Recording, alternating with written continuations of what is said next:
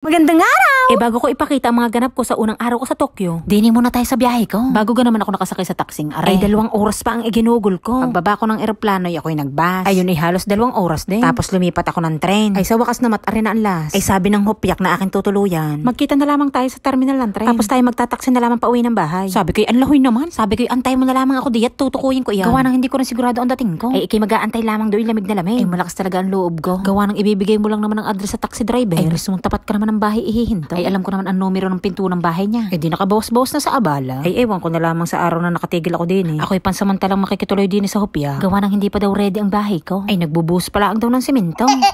Hindi, gawa nang nahihirapan daw maghanap ng bahay din sa Tokyo. Ay hindi ko naman maapura, gawa nang ako naman ang may kasalanan. Ay yung ganamang wala pang hudyat na mag-resign na, ako na maalam na. Atat nga, diga. Ay yung ganamang Mayo na, ay nag-i-snow pa doon. Ala, ay tinakasan ko na. Ay di are, mga aabala ng nananahimik na buhay. Ay ang kagandahan naman, hindi ako nagdalawang sabi sa taong are. Ay siya, parne. Ay may magagawa pa gay na andinin ang gamit mo. Ay dumating na pala.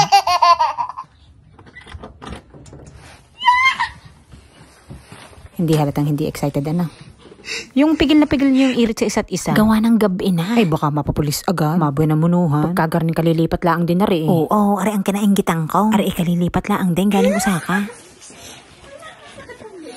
Mane, may iyayabang ako sa iya.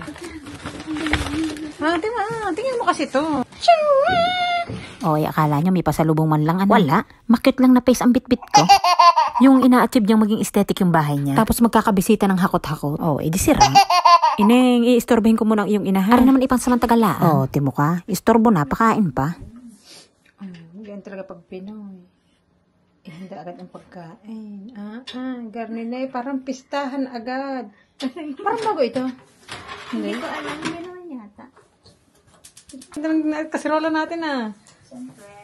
Uy, maliit lang to Ano ba naman si Mani? Mani. Bubuyon-buyon. Mag-CCR mo na. Ganun ko na rin. Sige, mag-CR ka.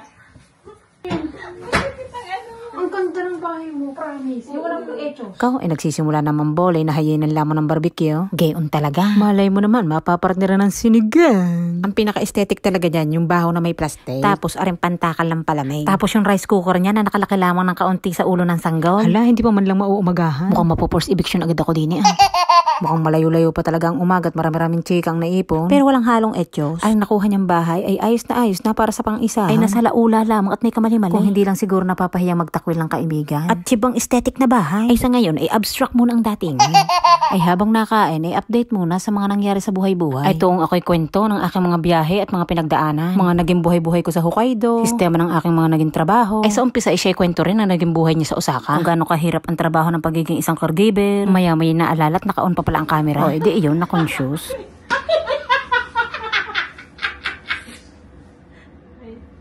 Mahirap din. Ano, nakakabal na yun. Ayaw na. Ay lasahin ko hindi maituloy ang kwento at mababroadcast. Pero ang hindi niya maitatanggi ay sadyang mahirap ang kanyang naging trabaho. Ay pangita niyo naman ang bumungad sa akin kanina. Ay may bugkos na sa bewang. Sa bagay, wala naman talagang madaling trabaho din. Siguro sa mga post na picture. Alam nga naman ikay mag-post ng hikaws na hikaw sa buhay. Garning ginagastusan pa ang mga outfitan, makapagpalit lang ng profile. Ay kami naman, ipagbigyan yun at yun na lamang ang aming kaligayahan. Ay minsan na lang ang maka-aura, isang beses sa isang linggo. Minsan nga, inaabot pa ng buwan. Ay pagbigyan nyo na, i-heart nyo na lang. Ipagbigyan nyo na rin akong pagtripan na rin mo. Gawa ng ari na miss ko. Wala kasing garni sa aking inalisan. Patas to? Wala, kasingkat na yan. Asingkat. Yung minus na itong pababa naman. Medyo nakakaranas na rin tayo ng mga ganito.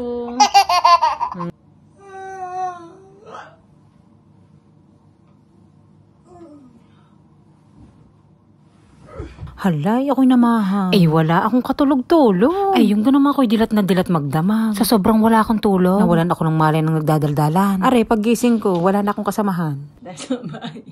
Magandang araw! Ikaw ay talagang maganda ang araw ng isang ito. Ay, pagbigyan nyo na ako'y pagod sa biyahe, tunay. Ay, yung ganamang nagmukbang sa eroplano. Hindi, yung gang pagkatapos ng eroplano, ako'y hinapo doon. Yung gang sa papalit-palit ng sasakyan. Ay, buti nila ang kamot, pinauna ko itong mga bagahe ko. Kung nagkataong may hatak pang maleta. Ay, baka ako'y nasa kalaliman pa ng tulog hanggang ngayon. Ay aayusin ko lang ng kaunti ang iiwanan ko din eh. At ako'y gagayak pa alis. Ay bibisitahin ko ang aking pamangkin at kakamustahin ko ang kanyang kalagayan. Gawa ng lagi ng gustong umuwi. Ay iba pa rin diga ang makikita mo ng personal kaysa nakakausap mo lamang sa telepono. Ay sa tunay ako'y nag-aalala at hindi na nga magkantutulog diga. Isasamantalahin ko na't wala din siyang pasok ngayon. Ay ang plano ko sana isasahod niya na kami magkikita nang maabutan niya naman ako ng kaunting kwarta. Anong kwarta? Ano gat nadudulas? Hindi gayon ha. Pag ako'y nag-umpisa na sa trabaho, yun ang una kong plano. Ay kaso, na-realize ko, sayang ang panahon. Ay baka kasi pag ako'y nagkatrabaho na ipares na kami walang oras. Ay sabi ko, siya'y gayak, saan tayo mag-meet up? Ang dami namin lugar na napag-usapan. Ay maalala ko, ito pala, hindi pa marunong magbiyahe. Ay shit, aka ng address mo, tutukuyin ko. Kung ang dadayo sa iyo at baka ikay magkanliligaw pa. Ay gusto ko rin makita ng personal ang kanyang tinutuluyan.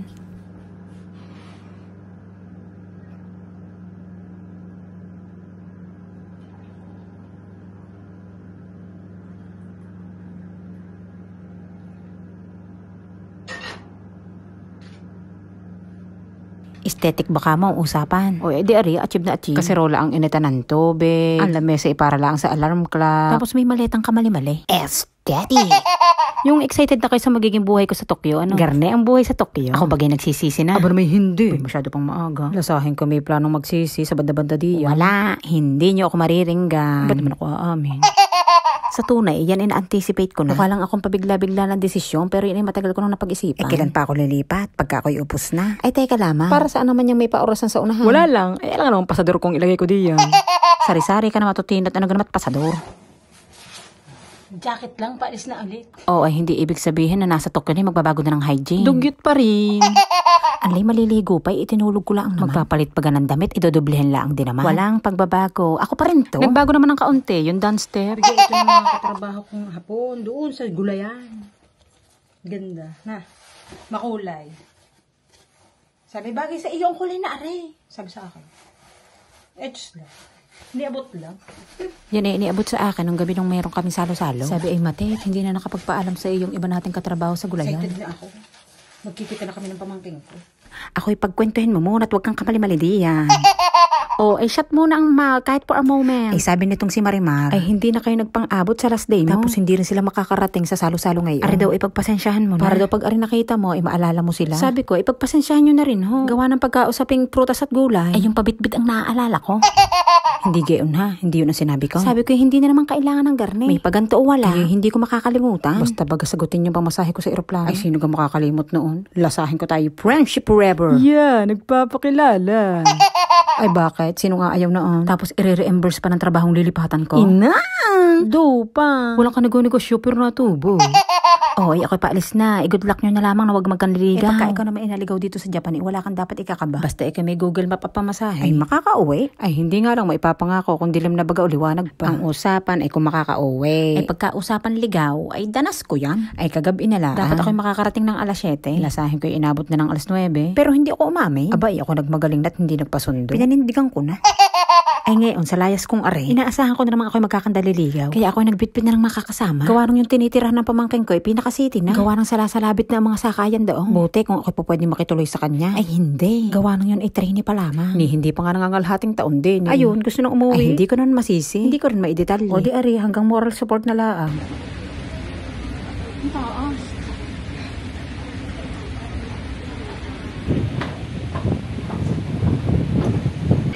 1番線に快速東京行きが参ります。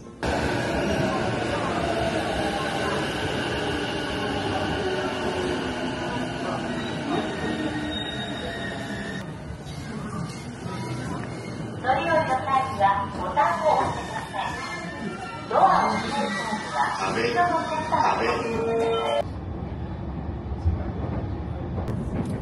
秋葉原錦糸町西側町北の町場方面東武線の各駅停車は向かい側3番線にお乗り換えください。 Ang kara ng biyahe nila walang nagchichismisan. Yung sa chismis na lang tayo makakapaglibang sa biyahe. Kaso hindi pwede. Edi nakakabago. Kaya halos ng biyahe lahat inakatungo. Kung hindi nagse-cellphone, nagbabasa ng libro. Ay sa haba ng biniyahe ko, panis na ang laway ko. Tapos pansinin nyo, kahanga-hanga talaga ang disiplina ng mga hapon. Walang napasok. Hanggat hindi pa nakakalabas ang lahat ng pababa ng tren. Edi walang banggaan at tulakan. Wala akong ibang ibig sabihin nun ha. Hanggang doon na lamang at ayoko na magto. Basta tingnan nyo na lamang aring lugar. Tingnan nyo na ba't pagkakalinis. Bakit parang iba na naman ang tunuhan? Na kayo may gusto na naman pagkumparahan. Wala ha. Ari ay opinion ko lamang. Masyado lamang kayo nag-o-overthink. O diga, sa huli, kayo talagang mali. Masyado lang kayong malisyosa. Binibigyan nyo lahat ng meaning ang sinasabi ko. Anlay, focus na nga tayo sa daan. Baka ako'y makarami magkanliligaw. Ay, ako'y dadaan pa naman sa rilis ng train. Ay, takbot, baka magkampipirat. Aba, ay sayang ang serum na ipinapahid. May isang araw, ay katawagan ko ang isang kabagan. Sabi, ano ka naman yung ipinapahid mong iyat patong-patong? Sabi ko, yung namumuhuna at baka may makapagpa-picture. Sabi, i-vlog mo yan. Gawin mong content yung mga product na ginagamit mo. Anlahoy naman, baka mamaya ako'y hanapan ng resulta. Ay, magaling ang atin na laang. Wala na, nasabi ko na rin. Wag na muna kayo maghahanap ng resulta ha. Namumuhunan pala. Defensive na agad ano. Ay, inunahan ko na para walang expectation. Parang hindi ko rin ina-expect na dito pa kami sa Japan magpapangita. Ganito pala ang feeling na may makakasama ka na ditong kapamilya.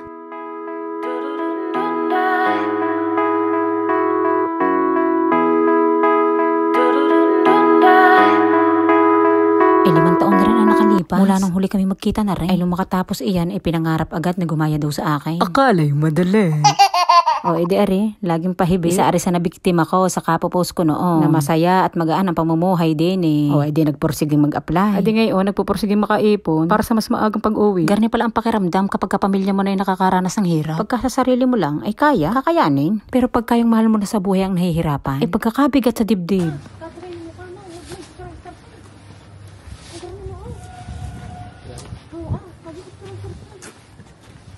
May daw po akong ginagamit kasi nakaka-drive laga. Ay ha, ito mo yung ano ah. Ito,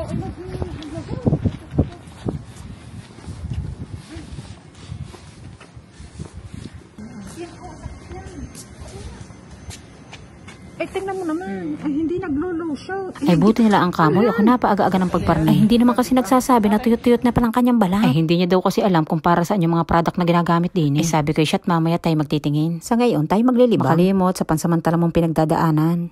Ano yung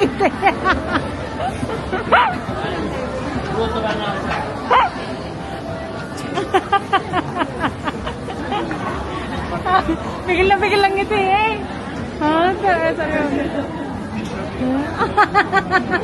Ay, lasahin ko'y pigil umumay. Abay, nagpaalam sa akin, nagpipicture lang doon ng kanyang pang my day. Ay, shit, sige, huwag maglalalay at malalim diyan.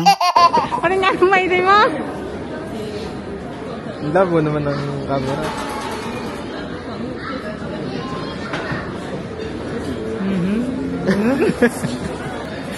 Ano ka naman cellphone nga? Bumili kang cellphone ha? May naadi ka naman pagparne. Ganyan ang mga nag-a-advise. iPhone muna bago ipon. Hindi. Diga, madalas na nating nariringgan. Mag-ipon ka dahil hindi sa lahat ng oras ikaw ay OFW. Huwag din natin kakalimutan ang ating pansariling kaligayahan. Hindi man yun naaayon sa pandinig ng karamihan. Sa aking opinion, paminsan-minsan yun ay kailangan. Bigyan din natin ng reward ang ating sarili sa ating mga pinaghihirapan. Ipamper ang sarili at magpa-video ng naka-slow mo habang naglalakad papalapit sa satellite na ring battery. Are, ang mahigpit na ibinilin at isama ko daw are. Ay, shit, pagbibigyan at wag lang makauwi. Tapos magre-remembrance lang pala pag nasa Pinas na. Ay, subukan mo. Tanggalan kita ng bagang na walang anesthesia. Ay, pagkagayaan daw kamukha mo si Yolo eh. Halay, damba. Ano kaya pag nakita niya, aring may pa-slow mo siya pero mga voice over ko'y panira. Wala, sabotahe ka ng tiya mo. Moment talaga are nang may bitbit ng maleta. Soundan ko pa ba? Sabi siguro ng pamangking ko. Kainaman naman ang tito mo at hindi mo lang ako binigyan ng moment. Huwag mo tong magamit-gamit na remembrance. Huwag kang makontento sa poster ng battle. Ang isipin mo, may mas marami ka pang lugar na mapupuntahan. Gaya na rin napuntahan natin. Ako'y nahiyang mag-side view. Nahiya yung ilong ko. Nalito ko ng slide. Kala ko'y pila ng patangusan ng ilong eh. Muntik na akong mag-walk out. Are, in-entertain din naman kahit mga dapa ang ilong. Please, mas ko na nga hirapan. Yung pamangkin ko, hindi na nagpanggap. Wala nang pa-surprise. Hindi labas agad ang apil. Tingnan nyo naman itong pamangkin ko at nagduda pa sa nihunggo ko. Walang katiwa-tiwala. Ay, lasahin ko'y kilala. Humigop ka ng sabaw. Back up yan pagka hindi dumating ang ating order. Ikaw, lasahin ko'y bubusugin pala sa sabaw. At least, hindi ginutom. Pagbibigyan natin sa pagkain. Ay, yung naman lahat ng hiling ay hindi napagbigyan. Sa slow mo lang, nasabotahe pa. Gawa ng gustong umakyat doon sa Skytrain iyon. Sabi ko sa may hiluhin kong ari bago ako bumaba, utas. Pagkakagastusan ko para lang ako'y pasamain ng pakiramdam. Ay, gusto pang mag-ice skating. Sabi ko ako'y tantanan mo, Michael, diyan ako'y naayaw niyan. Ay, yan na nga ang tinakasan ko doon sa Hokkaido. Ay, kung tayo mabalian pa diyan, ay di hindi tayo nakapagtrabaho. O diga, boring. Magaling lang sa kwento. Are, dine, walang mababaling buto sa iyo. Pahalo-halo la. Sabi ko, sa mga gayang pasyalan, magkasama ka sa iba. Iba pa rin ang enjoyment kapag kakaidaran mo ang kasama mo. Pagkagarning mga kagaya na sa tiyahin mo. Mas gusto ko na lang magganchilyo, magtahi ng butas na dami, mag-abang ng showbiz chismis.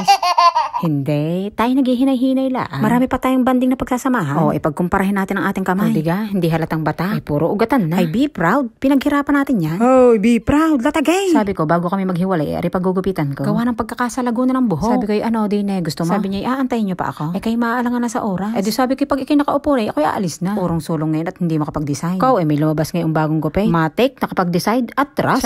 Siya ni Daniel Pudpudilla. Ay, siya taranat, ramdam kita. Sa mga oras na yan, nakadaan na kami sa drugstore para bumili ng kanyang mga lotion. Nawa, sana'y magamit. Wag, gagaya sa tiyahin, puro skincare, walang ligo. Tapos magre-reklamo pag namamaho. Ay, shit, kami maghihiwalay na ulit ng landas. Alagaan ng sarili. Mag-focus ka sa iyong pangarap. Pag may stress ka sa taong yun, duraan mo. Ay, alo. Huwag man dudura ha, pag bagong toothbrush. Bagong gising. Para mabisa. Ay, kahit pahirin, kape. Huwag niyong seseryosohin. Yan ay pinapatawa ko lang. Laban lang lagi sa hamon ng buhay. Kasama yan para ikay tumatag. Walang shortcut ang buhay. Kailangan mo munang dumaan sa hirap bago ka makarating sa tagumpay. Ay siya. Diyan na kayo.